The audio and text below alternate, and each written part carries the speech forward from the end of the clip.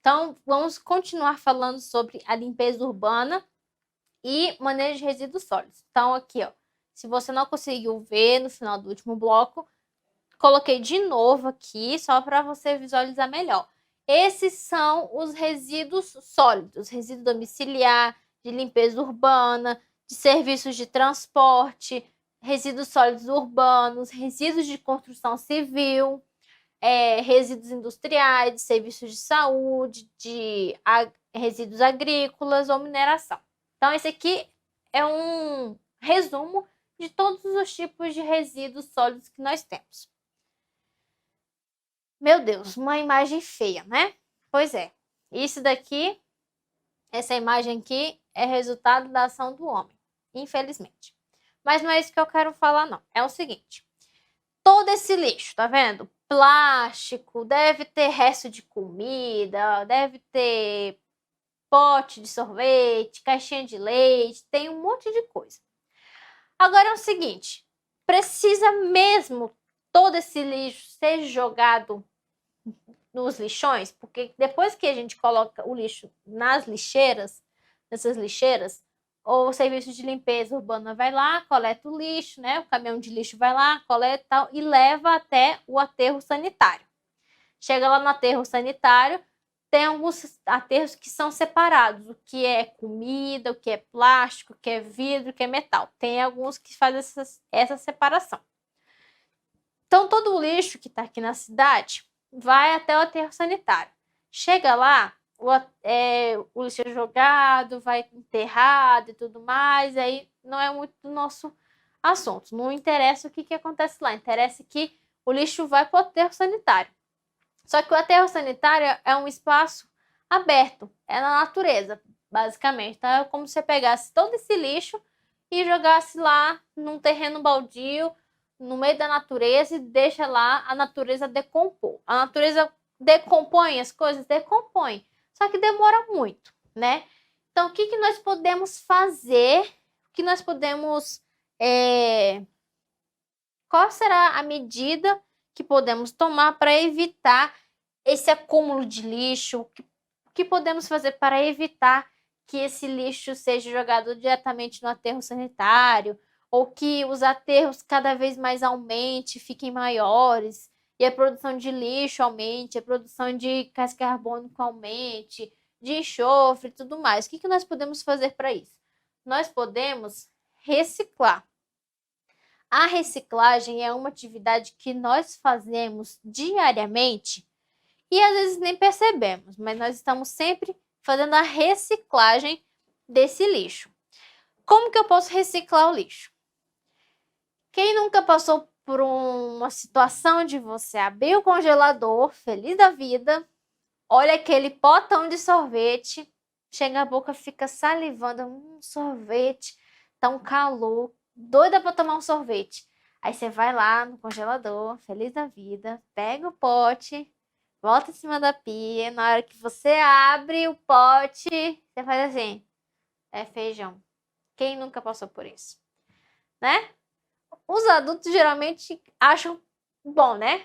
Geralmente adulto abre o pote de sorvete, fala, feijão, feijão, vou comer feijão. Mas brincadeiras à parte, vamos imaginar o sorvete. Tá com calor, tá doido para tomar um sorvete, você olha lá na geladeira da sua mãe e tem um pote de sorvete que na verdade é feijão. Quem nunca, deixa eu ver o que mais, pegou uma caixinha de leite, eu já vi alguém pegando caixinha de leite, depois de vazia, recortar, colocar terra, plantar uma sementinha, um feijão, alguma coisa.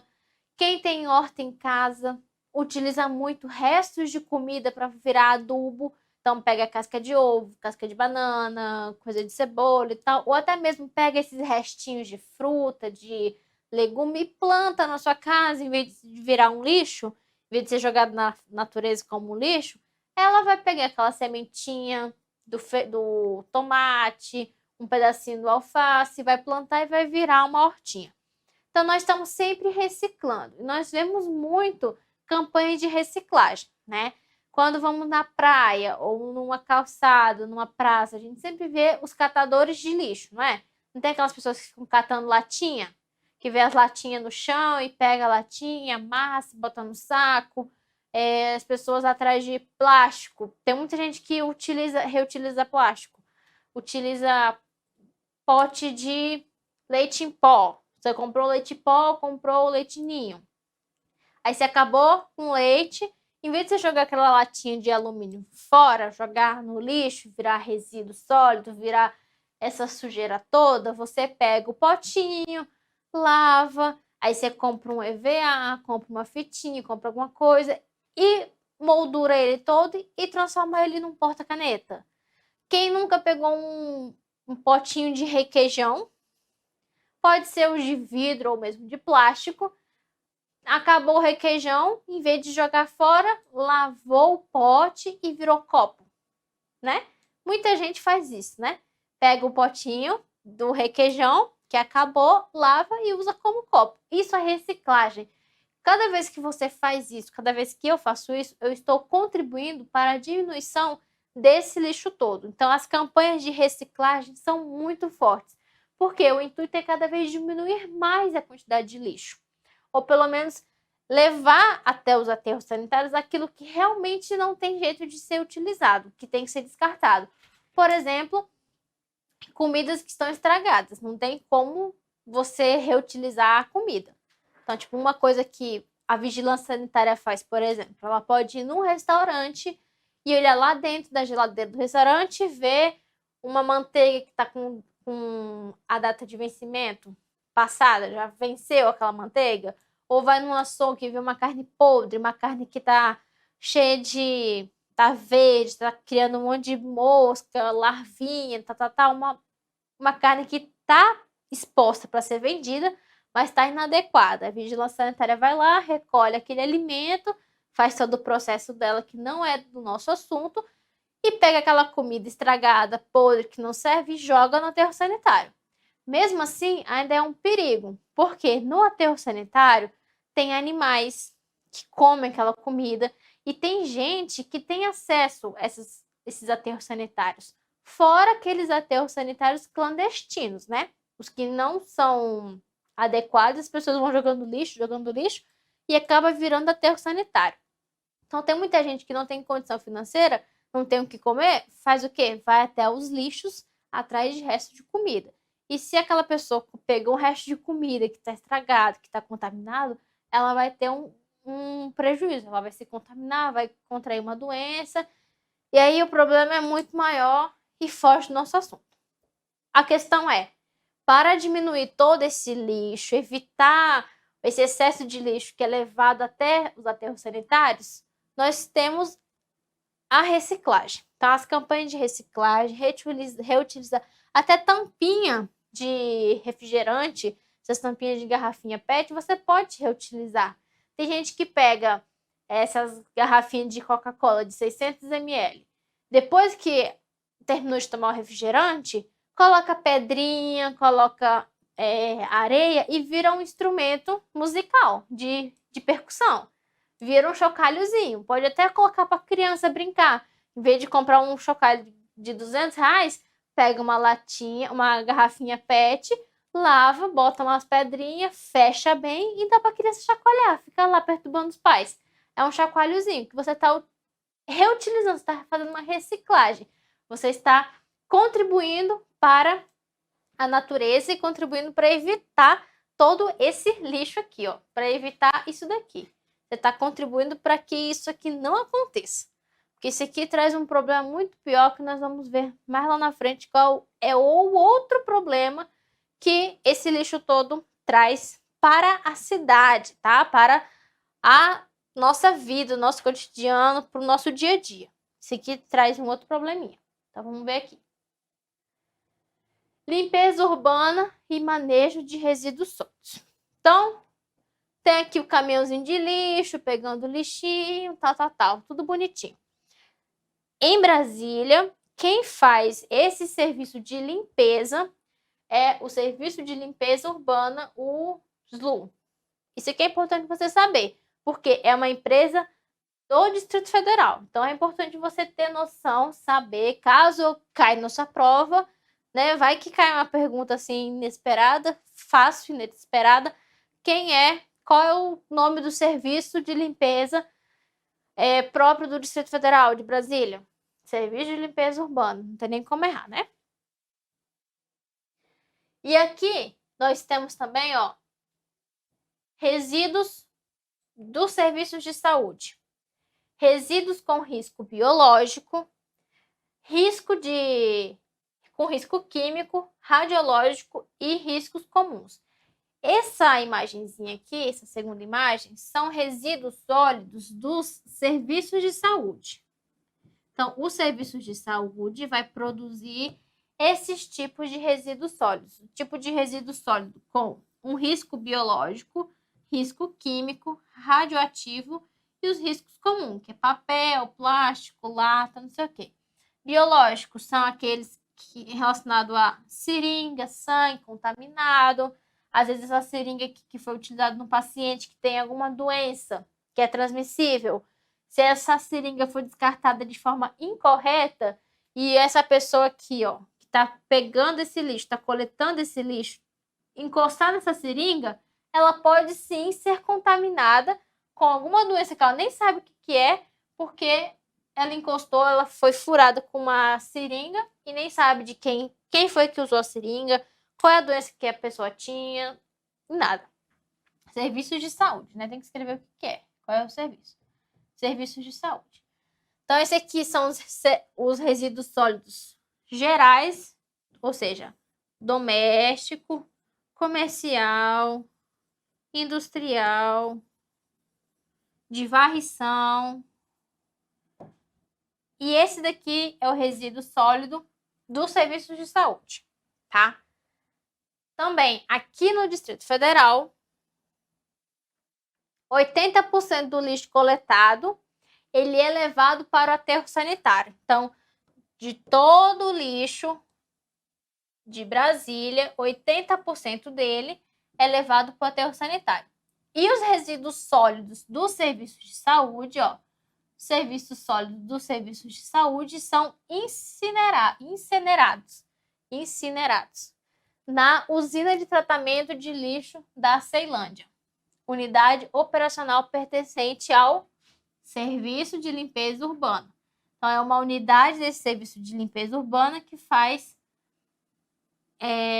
esse tratamento. Por quê? O resíduo sólido de serviços de saúde ele deve ser incinerado, ou seja, queimado.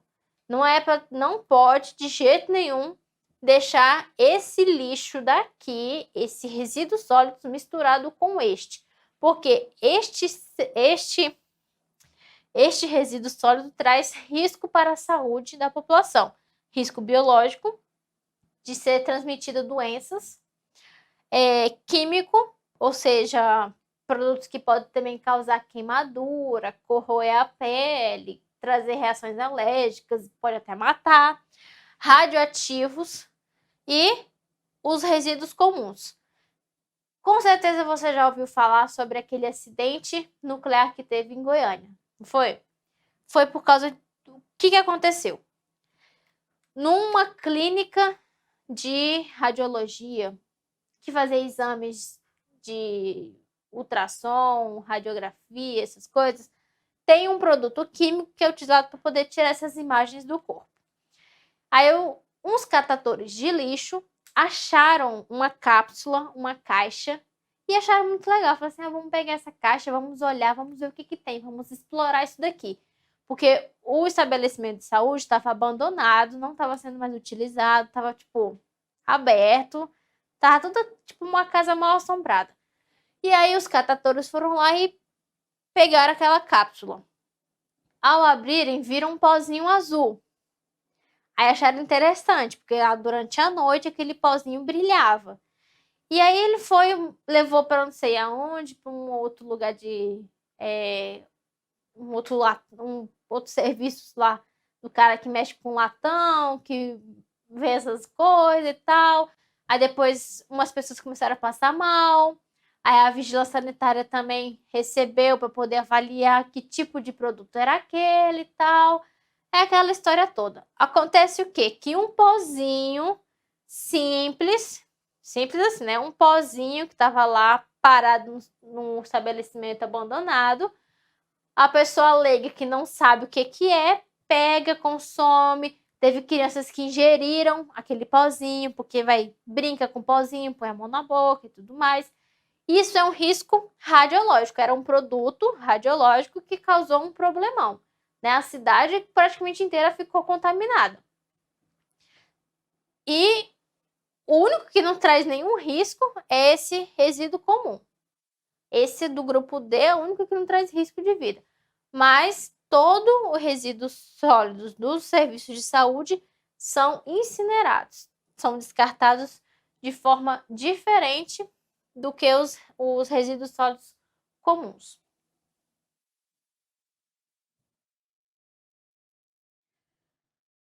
Coleta seletiva. Tenho quase certeza, colocar 100%, 99,999% de certeza que você já viu isso pelo menos uma vez na vida, em alguma cidade, ou pelo menos na televisão, ou em algum lugar, você já, pelo menos tem uma noção. Você já viu essas lixeirinhas coloridas, azul, vermelha, verde, marrom, amarela. Com certeza você já viu em algum lugar essas lixeirinhas. Para que elas servem? Para deixar a cidade colorida? Não.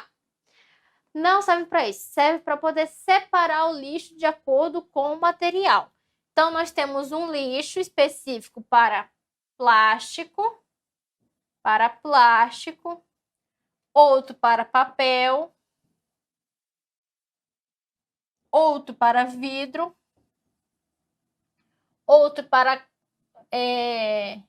lixo orgânico e outro para metal. Metal, alumínio, latinha, né? Então, cada lixo desse, você vai colocar alguma coisa. Ou vai colocar um plástico, uma garrafa PET de uma Coca-Cola, uma Fanta, um Guaraná, um papel de bala, guardanapo, qualquer coisa, plástico, vidro, alumínio, resto de comida. Tô comendo uma maçã, aqui tem uma maçãzinha. Comi a maçã, o miolinho da maçã eu jogo fora. Então eu jogo na lixeirinha marrom. Mas qual é o benefício mesmo dessa coleta seletiva? Que isso chama coleta seletiva. É você coletar de forma seletiva cada um. Porque quando o serviço de limpeza vai recolher esse lixo, ele vai saber o que é orgânico, o que não é, o que pode ser reciclado, o que não pode. Então, quais são os benefícios dessa coleta seletiva? Por que se usa essas lixeirinhas coloridas? Um benefício, melhorar a qualidade de vida, porque reduz aquele monte de lixo misturado na rua, aquela confusão. Olha, ó, reduz a quantidade de lixo nos aterros e áreas clandestinas. Então, quanto mais eu uso a lixeira, quanto mais eu uso a lixeira correta, de forma correta, eu estou garantindo ou dando a condição para que os aterros sanitários sejam cada vez mais diminua. Não vai acabar. Não vai parar de ter aterro sanitário. Vai ter. Só que a quantidade de lixo vai ser menor. Economia de energia e de recursos naturais e inclusão social de catadores de materiais recicláveis. Então, você acaba que você inclui na sociedade essas pessoas que fazem essas coletas de lixo, porque você fala que elas são importantes para a saúde, para o meio ambiente, para o ecossistema no todo, tá? Economia de energia e de recursos naturais. Primeiro, todo material que é coletado e pode ser reciclado, por exemplo, papel reciclado, plástico reciclado, vidro reciclado, tudo isso, para você fazer essa reciclagem, reutilizar, você gasta energia, porque vai para uma fábrica, passa por um processo todo lá da fábrica, um monte de coisa para poder ser utilizado. Papel reciclado, geralmente ele é mais, não marrom, mas begezinho. Quando você pega um papel branco e um papel bege, você sabe que o papel branco é um papel que nunca foi utilizado, e o papel mais begezinho, com uma corzinha diferente, você fala, esse aqui é papel reciclado. E geralmente também eles falam. Sacola de supermercado, geralmente é um produto também que é reciclado. Então você pega a sacola no supermercado, utiliza, leva para sua casa, joga no lixo. Quando chega no lixo, vai fazer essa separação do que é plástico, que é papel, que é metal. E o que pode ser reciclado vai ser reciclado. Mas não se recicla assim, no piscar de olhos ou no estralar de dedos, né? Tem todo um processo. Existem fábricas que fazem essa reciclagem. E isso gasta energia. Então, também a economia dá essa economia. E outra economia que dá também no lixo é que se você pega o lixo todo misturado, todo de qualquer jeito, para você separar o que é plástico, o que é papel, o que é orgânico, é um gasto também muito maior. Às vezes tem umas esteiras e aquele lixo está todo misturado, e aí, de acordo com o vento, existem vários processos, várias tecnologias que fazem a separação. Mas tudo isso são gastos que são gerados por causa do lixo. Tá? Agora, então, ó, nós vimos esgoto, tratamento do esgoto, resíduo sólido, o que é, quem gera o resíduo sólido, como que ele é gerado e como ele é descartado. E qual é a importância de todo esse processo. Quem faz a limpeza urbana no Distrito Federal, que é importante você saber do Distrito Federal. E agora nós vamos ver nosso último tópico, que é o tópico de drenagem das águas pluviais. Drenagem das águas pluviais é o quê? É a água que vem da chuva, certo? Então vamos lá. A água da chuva, ou a água no seu ciclo natural e normal, o que acontece? Eu tenho água aqui no lago, tem um lagozinho, e essa água ela foi evaporada por causa da temperatura, o sol, tudo mais. Ela evaporou. Chegando na atmosfera, teve todas as condições climáticas, pressão, temperatura, tal. Ela foi e virou uma nuvenzinha. Aqui o desenho está tudo ao contrário, né? Mas virou uma nuvem. Aí essa nuvem foi recebendo cada vez mais vapor d'água, tal, não sei o quê. Chegou uma hora que essa nuvem estava muito carregada de vapor d'água e com as condições ideais, essa água voltou para o seu estado líquido em forma de chuva. Daqui nós temos o ciclo natural da água, que é evaporação, condensação e precipitação. Na natureza, como acontece? Quando essa água chega na fase da precipitação, ela encosta no solo, então ela chega na terra. Ela tem dois caminhos. Ou ela vai ser infiltrada para o solo e vai abastecer os lençóis freáticos, ou ela vai ficar na superfície da terra e vai andando e vai formando os rios. Forma os rios, os riachozinhos, os lagos maiores e deságua no mar, certo? Então essa água tem para onde correr. E a vegetação auxilia nessa absorção da água também na terra, além de ser usada também pelas plantas para fazer a transpiração e ter a fotossíntese e tudo mais, certo? Esse é o ciclo natural da água, da natureza, tudo lindo, perfeito.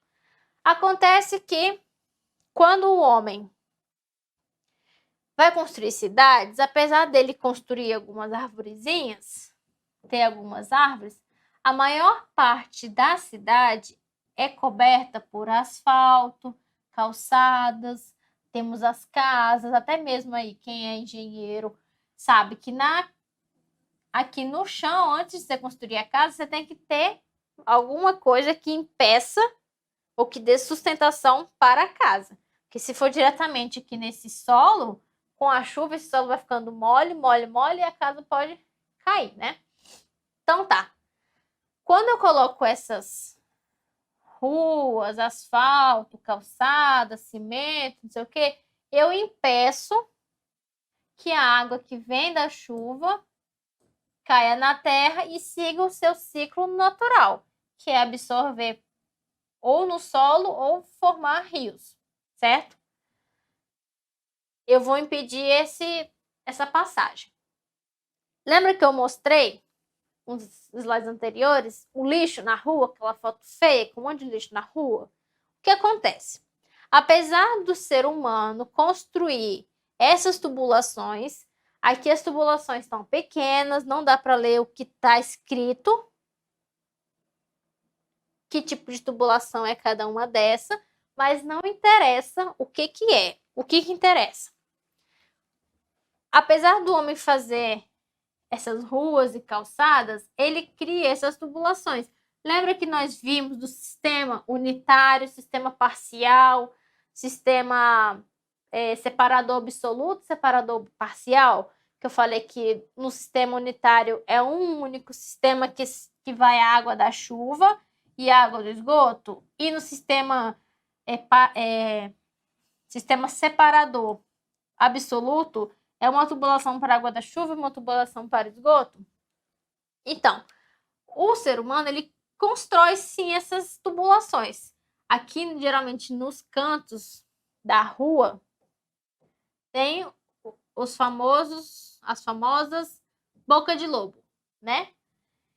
Para que serve essas bocas de lobo? Para a água da chuva cair, ir para essa tubulação e ir para sei lá onde. Ir para o esgoto, ser jogado de novo na natureza. Mas o homem faz essas adaptações para que a água não fique muito acumulada aqui, que não prejudique a vida do cotidiano, a vida das pessoas. Acontece que o ser humano gosta de jogar lixo na rua. Os lixos ficam tudo jogado na rua, fica espalhado e tal. E com essa sujeira excessiva, o que acontece quando chove? Quando chove muito forte, acontece alagações. Por que alaga? Primeiro, a quantidade de chuva é muito grande e a cidade, ou o asfalto, a boca de lobo, os rios, a encanação, não suporta toda essa água. E por que não suporta também? Porque quando você vai jogando lixo, vai entupindo a encanação, vai impedindo que a água corra naturalmente. Então, o lixo que atrapalha, que entope a tubulação, o asfalto, a calçada, tudo isso prejudica a passagem da água nos encanamentos e causa essas situações constrangedoras e situações ruins para todo mundo. Então, por que é importante eu fazer a drenagem e o manejo das águas pluviais? Por que é importante eu planejar, saber como que eu devo organizar minha cidade, como que tem que ser a limpeza da cidade, por que eu tenho que cuidar do lixo, por que eu tenho que cuidar dos resíduos sólidos, por que eu tenho que ter todo esse cuidado? Principalmente para evitar isso aqui, né? Principalmente para evitar isso daqui. Mas nós temos uns objetivos específicos para a drenagem das águas pluviais. Qual é? Diminuir os custos com a manutenção das vias públicas. Então, se eu tenho um planejamento, se eu tenho um cuidado, se eu tenho um plano piloto de como eu vou cuidar dessa água pluvial, eu vou diminuir o custo de manutenção. Porque é muito mais caro eu cuidar de um alagamento, porque depois do alagamento vem todo os destroços, né? Depois do alagamento vem sujeira, às vezes casa cai, árvore cai, aquela confusão. Então, eu tenho que fazer manutenção. Se eu cuidar das águas pluviais e evitar isso, eu vou diminuir meu custo de manutenção. Valorização e redução dos danos às propriedades e menor risco de morte para a vida humana. Escoamento rápido e fácil das águas superficiais, facilitando a passagem da água das chuvas. Eliminação de água parada, dos focos de doenças e congestionamento. Então, olha aqui, ó. Água parada, já falou da saúde pública, ou seja, foco das doenças, Quais doenças eu posso falar rapidamente? Dengue, chikungunya e zika. Pronto, já falei 3. E diminuir os congestionamentos, né? Porque quando tem uma via alagada, ela para totalmente, não passa nenhum carro, e aí causa um transtorno, causa aquele congestionamento, as pessoas ficam irritadas, dá confusão, a pessoa briga, bate o carro e, né? Confusão, a gente já sabe quais as confusões que acontecem. Diminuição das erosões e poluições dos rios e lagos. Então, os desabamentos que a gente vê às vezes na televisão, um morro desabou, uma ponte caiu, uma ponte na terra mesmo, um asfalto, abriu um buraco no asfalto, tudo isso são consequências das águas pluviais mal planejadas. Então, quando não tem um planejamento adequado, não tem um sistema de organização adequado, sistema de limpeza urbana adequado, tudo isso vai gerando problemas, é uma bola de neve. Você não cuida do sistema de limpeza urbana de resíduos sólidos, vai te prejudicar na drenagem das águas pluviais.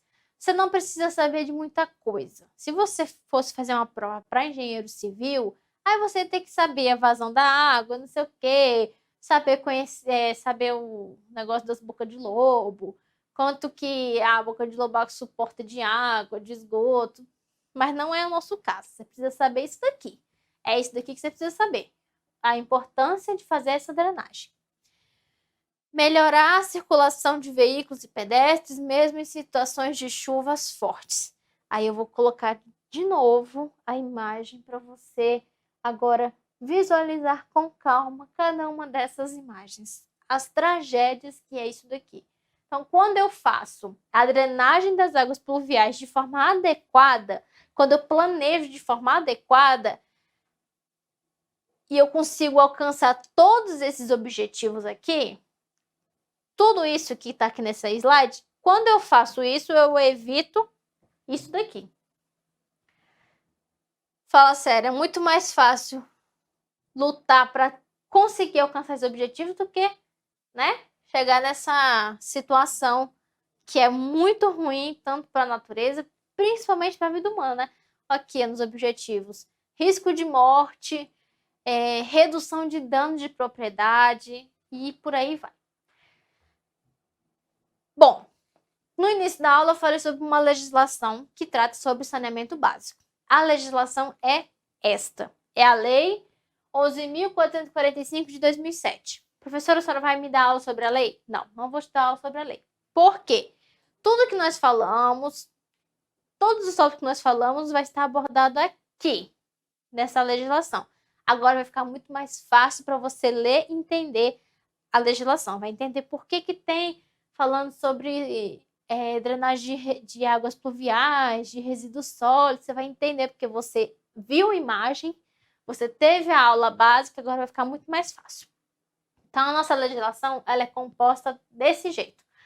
Tem os princípios fundamentais, exercício da titularidade, prestação regionalizada, planejamento, regulação, aspecto econômico, aspecto técnico, participação de órgãos colegiados, política federal de saneamento básico e disposição geral. Professor, o que eu tenho que dar mais atenção?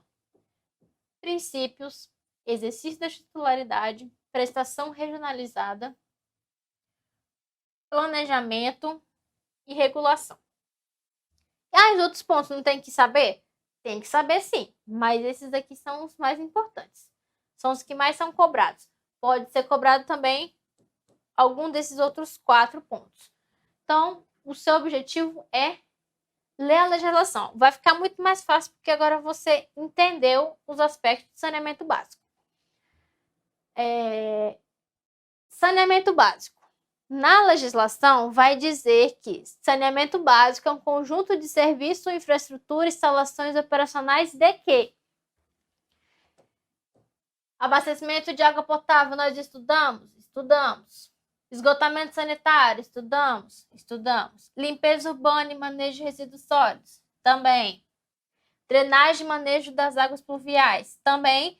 Limpeza e fiscalização preventiva, acabamos que vimos também. Quando nós estudamos sobre todos esses outros pontos, nós acabamos falando sobre a limpeza e a fiscalização preventiva. Nós vamos dar um intervalo rapidinho, tá? Só para a aula não ficar muito longa. Vamos voltar dando continuidade a alguns pontos dessa aula, dessa legislação, e depois vamos entrar nos exercícios, tá? Antes de encerrar o bloco, rapidinho, atenção, resíduos hídricos, está na legislação.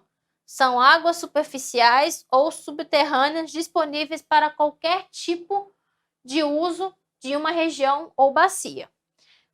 O que é bacia? Você já teve uma aula falando sobre o que era bacia. E resíduos hídricos, por que você tem que saber desse conceito? Porque pode cair na prova falando alguma coisa sobre resíduos hídricos e você tem que lembrar o que é resíduos hídricos para a legislação e o que é saneamento básico. Lembrando que saneamento básico é abastecimento de água potável, esgotamento sanitário, limpeza urbana e manejo de resíduos sólidos, drenagem e manejo de águas pluviais e limpeza e fiscalização preventiva. Tudo isso, tudo que é saneamento básico, nós estudamos de formas bem resumida, bem detalhada, para te dar uma base para você ler a sua legislação. Daqui a pouquinho nós voltamos para dar continuidade ao assunto e resolver exercícios.